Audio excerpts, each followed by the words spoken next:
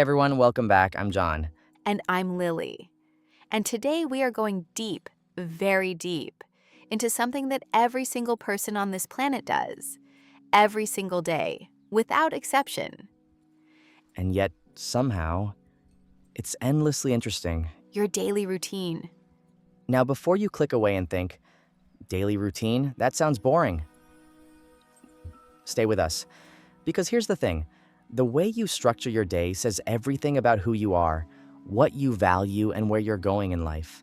And for our English learners, whether you're preparing for IELTS, TOEFL, or just want to sound more natural and fluent in everyday conversations, talking about routines is one of the most common topics you will ever face. IELTS speaking. Part 1. Almost always includes questions about your daily habits. Job interviews in English? Same thing. Even small talk with a colleague starts with, "So, what do you usually do in the mornings?"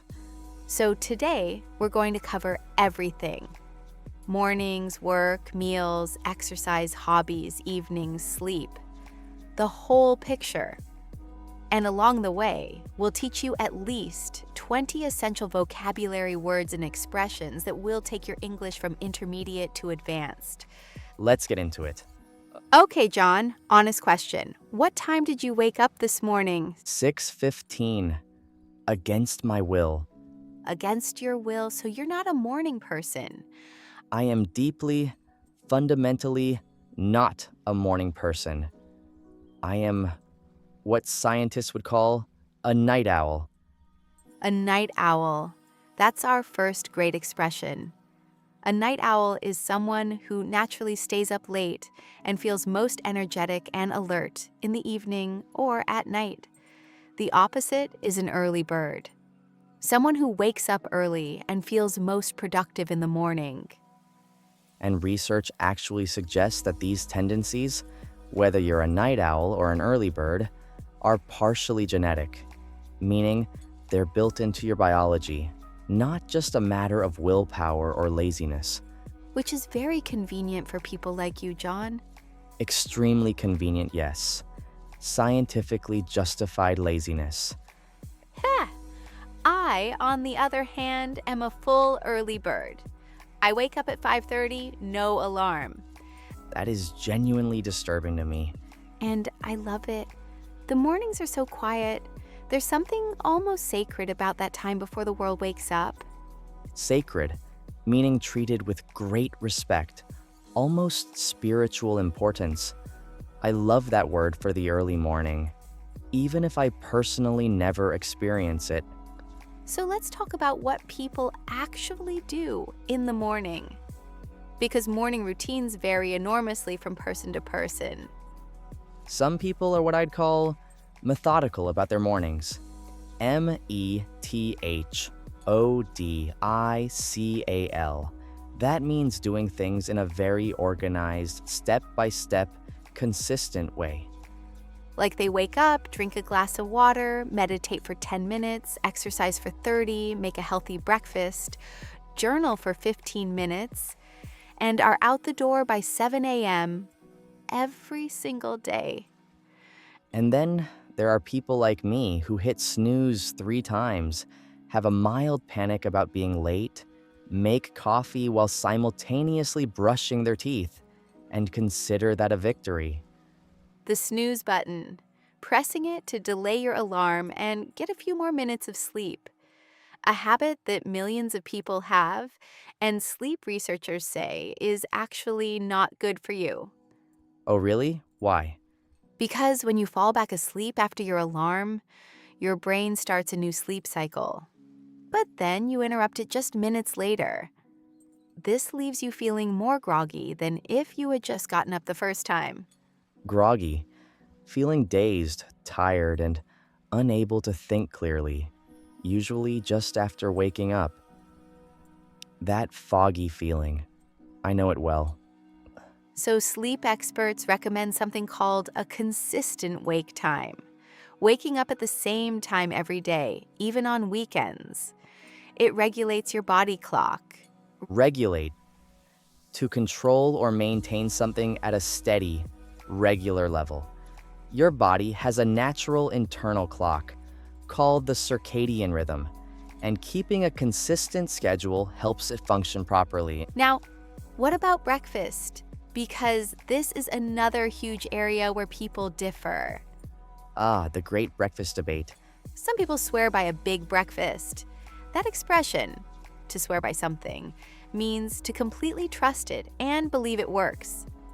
I swear by my morning smoothie. It gives me energy all day.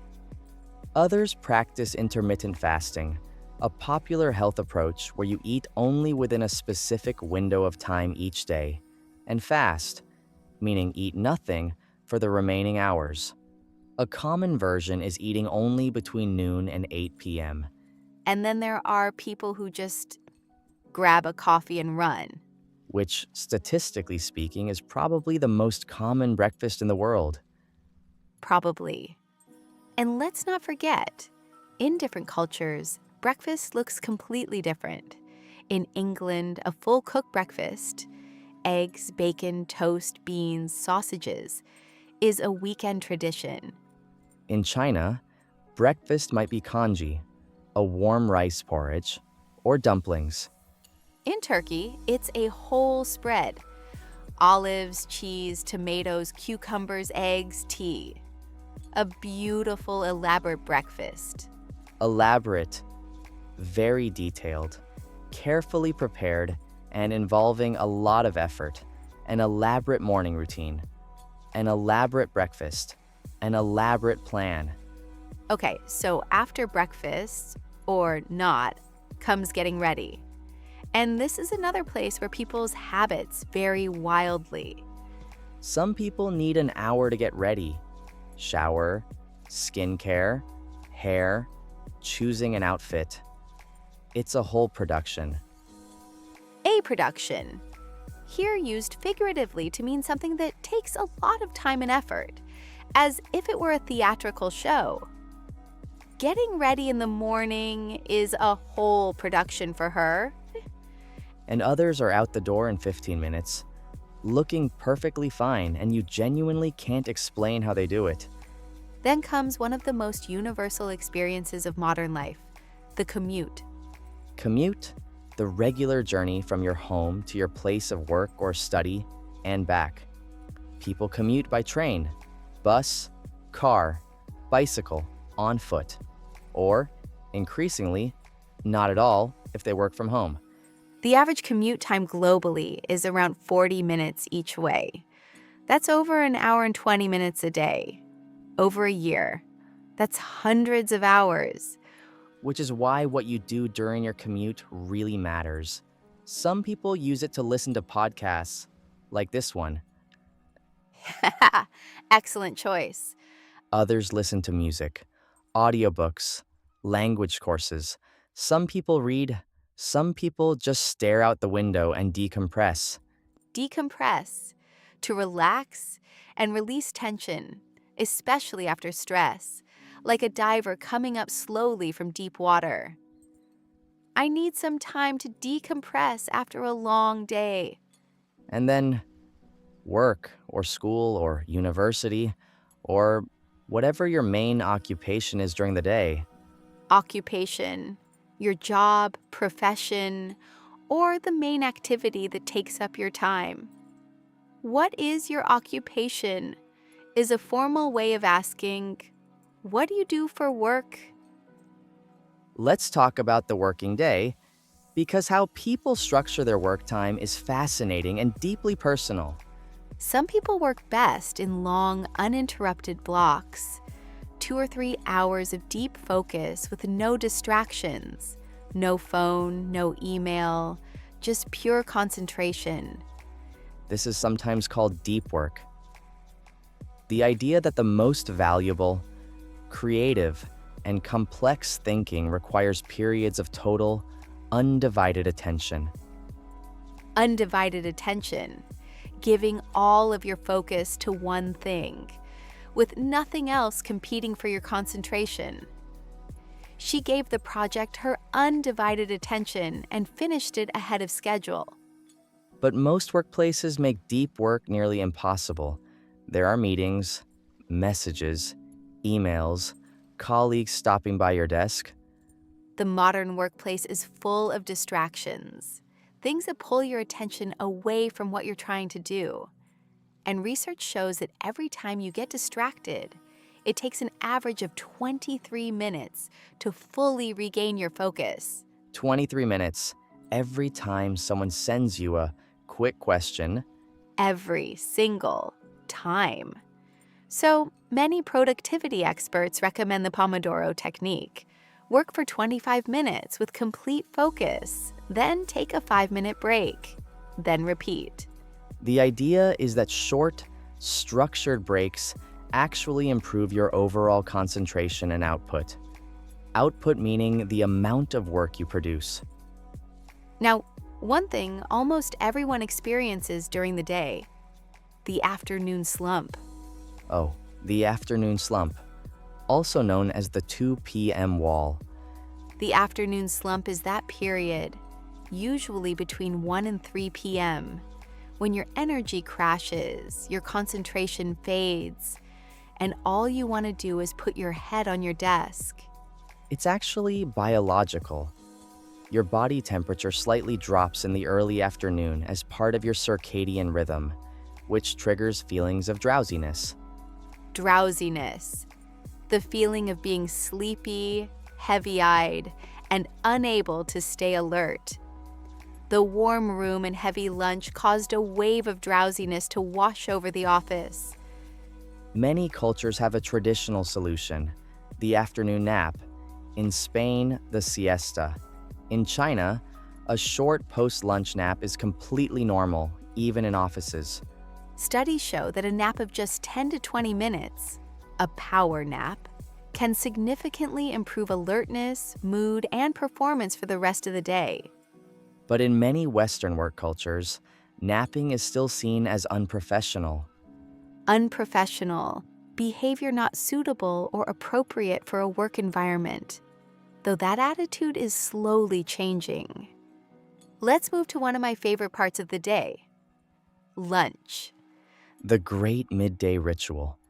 In France, lunch is a proper sit-down meal that can last an hour or more. It's non-negotiable. Non-negotiable. Something that cannot be changed or compromised on. Fixed. Absolute. For French workers, a real lunch break is non-negotiable. In Japan, people often bring beautifully prepared bento boxes, pack lunches with perfectly portioned rice, vegetables, and protein. In the UK and US, it's more often a sandwich eaten at your desk while answering emails, which is deeply sad when you think about it. It really is. Now, exercise. A huge part of many people's daily routines. When do people exercise? Morning exercisers tend to be very disciplined. They get it done before the day has a chance to get in the way. Disciplined. Having the self-control and commitment to consistently do something, even when you don't feel like it. She is incredibly disciplined about her workout schedule. Evening exercisers often say the gym helps them unwind after work. Unwind, to relax, and let go of tension after a period of stress. After a long day at the office, he goes for a run to unwind. What people do for exercise varies enormously. Running, cycling, swimming, yoga, weight training, team sports, martial arts, dancing. The options are endless. There's also active commuting, cycling, or walking to work. 2 birds, 1 stone. You get your exercise and your commute done simultaneously. Simultaneously, at the same time. She was simultaneously managing 3 different projects, a very useful adverb for IELTS writing. One of the biggest health concerns of modern life is sedentary behavior. Sedentary, sedentary, involving a lot of sitting and very little physical movement. A sedentary lifestyle is linked to serious long-term health problems. Which is why many people use standing desks, set hourly movement reminders, or track their daily step count. Now, personal time, hobbies, the things you do just because you love them. This is where people really show who they are. Hobbies are incredibly diverse. Reading, cooking, painting, playing an instrument, gaming, gardening, photography, writing, hiking, knitting, collecting things. Some people are avid hobbyists, a VID, extremely enthusiastic and dedicated. She's an avid reader. She finishes 2 or 3 books every week. Others have passive hobbies, activities you enjoy without much active effort. Watching documentaries, listening to podcasts, browsing online. And then there are creative hobbies, things where you make or produce something. Writing, cooking, painting, making music. Creative hobbies are recognized by psychologists as vital for mental well-being. The state of being completely absorbed in a creative activity, where time disappears, is called flow. Flow, a mental state of complete immersion and focused enjoyment. When you're in flow, you lose track of time, feel energized, and the work feels almost effortless. Immersion, being completely absorbed in and surrounded by something. Total immersion in a hobby is one of the most effective ways to reduce daily stress. Hobbies that create flow are the most restorative. They genuinely restore your energy and mental capacity. Restorative, something that restores your energy, health, or mood. A restorative weekend of hiking and good food left her feeling completely recharged. And socializing is also a key part of many people's personal time. Strong social connections are one of the strongest predictors of long-term happiness and health. Predictor, a factor that reliably indicates a future outcome. Regular social contact is one of the best predictors of mental well-being in later life. As the day draws to a close, evening routines are just as important as morning ones. How you end your day determines how well you sleep and how well you start the next one. It's a cycle. Everything connects. Many people have some version of a wind-down routine, calming activities done in the hour or 2 before bed to signal to your brain that it's time to rest. Wind down, to gradually relax and reduce activity at the end of the day. She always winds down with herbal tea and a book before bed. Common wind-down activities include reading, light yoga, journaling, a warm bath, or listening to calm music. And, crucially, avoiding screens. The blue light from phones and computers suppresses melatonin production. Suppress, to prevent something from happening or reduce its activity.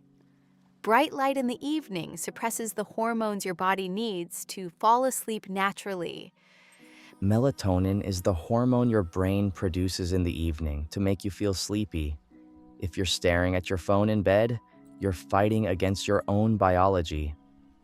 Which explains why so many people lie awake for an hour, unable to sleep, even when they're exhausted. And then they wake up tired, hit snooze, feel groggy, and the whole vicious cycle begins again. Vicious cycle, a situation where one problem causes another, which worsens the first, in a loop with no easy exit. Poor sleep leads to poor focus, which leads to more stress, which leads to worse sleep. A vicious cycle. Most adults need between 7 and 9 hours of sleep, and the quality depends enormously on consistency of bedtime and wind-down habits. And consistency is really the golden word of this whole episode. It's not the intensity of what you do that matters most. It's doing it regularly, day after day, even imperfectly. A 20-minute walk every day beats a 2-hour gym session once a month. Reading 10 pages every night beats reading 100 pages once, and nothing for 2 weeks. Your daily routine, those small repeated actions, is ultimately what shapes your life. Not the big dramatic moments, the quiet, ordinary ones. Beautifully said, Lily. I have my moments too. Vocabulary time. 20 words and expressions from today. Let's go. Here we go. Number 1. Night owl and early bird. Night owl. Someone who stays up late naturally and is most energetic in the evening. Early bird. Someone who wakes early and is most productive in the morning. Example. She's an early bird. She's already finished her workout before most people wake up. Number 2. Sacred. Treated with deep respect, having special, almost spiritual importance. Example. His evening reading hour is sacred. Nothing is allowed to interrupt it. Number 3. Methodical. Done in a careful, organized, consistent, step-by-step way. Example. She has a methodical morning routine that she follows without fail every day. Number 4. Groggy. Feeling dazed, tired, and unable to think clearly, especially after waking up. Example. He felt groggy and confused for the first half hour after his alarm. Number 5. Regulate. To control or maintain something at a steady, consistent level. Example. Going to bed at the same time every night helps regulate your body clock. Number 6. Swear by. To completely trust something and believe it works. Example. She swears by her 10-minute morning meditation. She says it changes her entire day. Number 7. Elaborate. Very detailed, carefully prepared, and requiring significant effort. Example. He has an elaborate evening ritual that includes journaling, stretching, and planning the next day. Number 8. Commute. The regular journey between home and work or study. Example. Her commute takes 90 minutes each way, so she uses the time to study. Number 9. Decompress. To relax and release built-up stress or tension. Example. He needs at least 30 minutes to decompress after work before he can enjoy the evening. Number 10. Undivided attention. Complete, uninterrupted focus given to one thing. Example. She put her phone on silent and gave the lecture her undivided attention. Number 11. Drowsiness. The feeling of being sleepy, heavy-eyed, and unable to stay alert. Example. The combination of a warm room and a heavy meal caused an overwhelming feeling of drowsiness. Number 12. Non-negotiable. Fixed and absolute. Not open to change or compromise. Example. 8 hours of sleep is non-negotiable for her. She protects it fiercely. Number 13. Disciplined. Having the self-control and commitment to act consistently, regardless of mood or circumstance. Example. Being disciplined about your routine is more important than motivation, which comes and goes. Number 14. Unwind. To relax and let go of tension after stress or effort. Example. Cooking is how she unwinds. She finds it meditative and creative. Number 15. Simultaneously.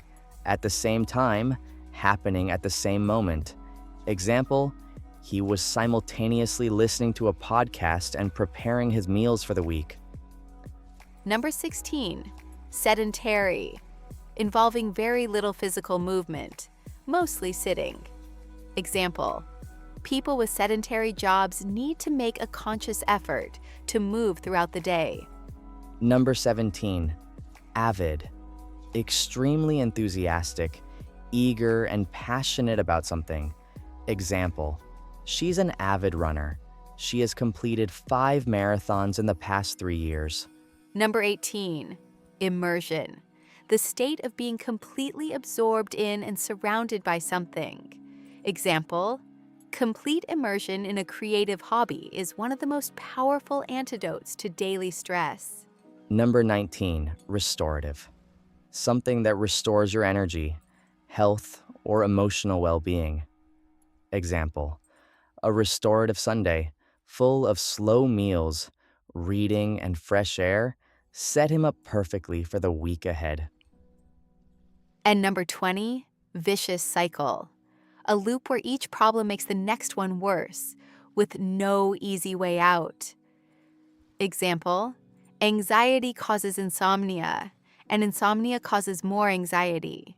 It's a vicious cycle that needs to be broken deliberately. That's episode 6 done.